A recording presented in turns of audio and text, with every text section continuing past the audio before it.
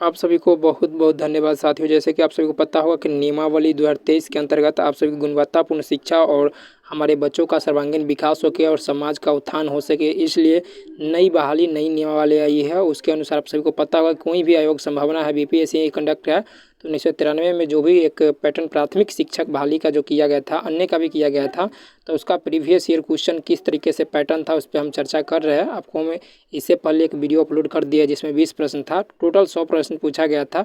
आपको सभी एक एक करके आपको 100 प्रश्न देखने को मिल जाएगा। तो देखेंगे कि ये वीडियो पार्ट 2 होगा। इसमें हम अब आज चालू करने वाले हैं 21 से आपको 40 तक प्रश्न के बारे में चर्चा करेंगे।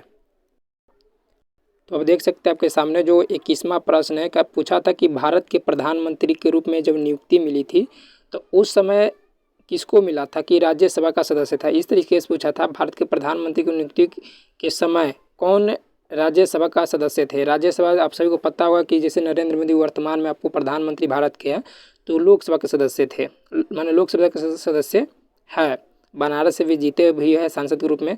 तो इंदिरा गांधी जब वो बनी थी प्रधानमंत्री तो वो राज्यसभा के सदस्य रहे थे, समझ चुके हैं, राज्यसभा के सदस्य रहे थे। अगला है 22 नंबर की बोरोबुदुर, देख सकते हैं प्रसिद्ध बौद्ध मंदिर, ये है कहाँ स्थित है, ये जावा में स्थित है, ये विदेश में स्थित है। अगला है 23 नंबर प्रश्न, देख सकते हैं मराठा प्रशासन में प्रधानमंत्री को पेशवा कहा जाता है। पेशवा बाजीराव इस तरीके से आप सभी सुनते होंगे, तो उसमें मराठा प्रशासन में प्रधानमंत्री को पेशवा कहा जाता था।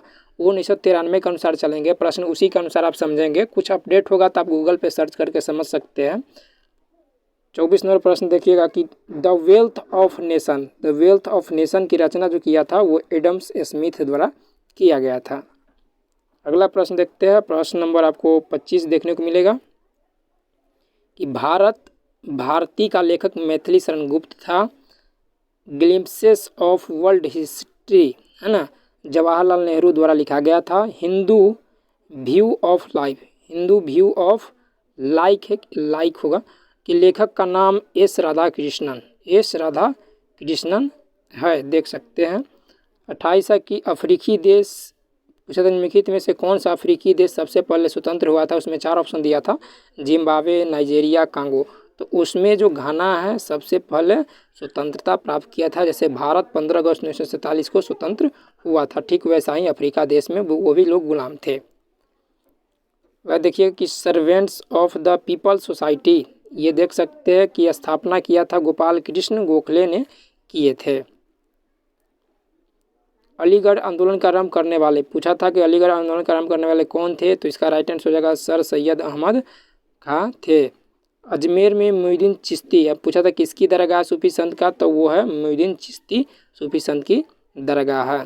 अब अगला प्रश्न है, देख सकते हैं 32 नंबर, कहा कि कुंभ मेला कहाँ कहाँ लगता है, तो नासिक, हरिद्वार, इलाहाबाद में लगता है, लेकिन मथुरा में नहीं लगता। प्रश्न था कि कुंभ मेला कहाँ नहीं लगता है, तो मथुरा में नहीं लगता है। इसके बारे में वर्तमान में कुछ चेंजिंग होगा तब पढ़ भी सकते, समझ भी सकते हैं।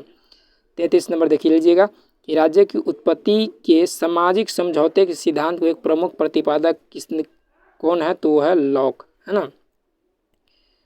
म्यांमार, ये देख सकते पॉलिटिकल साइंस जैसा प्रश्न लग रहा है कि म्यांमार जिसको वर्मा में किस तरीके शासन प्रकार की शासन है, तो वह सैनिक शासन है। वर्तमान में इस चीज़ को आप खुद भी समझ सकते हैं, देखिए क्या है। 35 नंबर प्रश्न देखिए कि पटना नगर निगम की आय का स्रोत क्या है, नहीं है तो बिक्री कर नहीं है, सरकारी अनुदान होता है, भवन कर है, नाली कर, ये सभी उस समय प्रश्न के अनुसार देखेंगे तो ये सभी राइट आंसर है। उसमें नहीं पूछा तो बिक्री कर नहीं है। 36 नंबर देखिए कि भारतीय संविधान में स्वतंत्रता के अधिकार में, देखिए एक स्वतंत्रता के अधिकार में संपत्ति रखने की स्वतंत्रता नहीं थी, अभिव्यक्ति करने की स्वतंत्रता है, आने जाने की स्वतंत्रता है, कोई भी व्यवसाय अपनाने की आपको स्वतंत्रता दी गई है, लेकिन संपत्ति रखने की स्वतंत्रता एक नियम कानून के अंतर्गत आता है। चलिए 37 नंबर प्रश्न देखेंगे। 37 नंबर प्रश्न कैसे कौन सा है कि विश्व में सबसे बड़ा महाद्वीप कौन सा है, तो एशिया महाद्वीप है। पृथ्वी का एकमात्र स्वाभाविक मतलब जो नेचुरल है वो उपग्रह है, वो चंद्रमा है।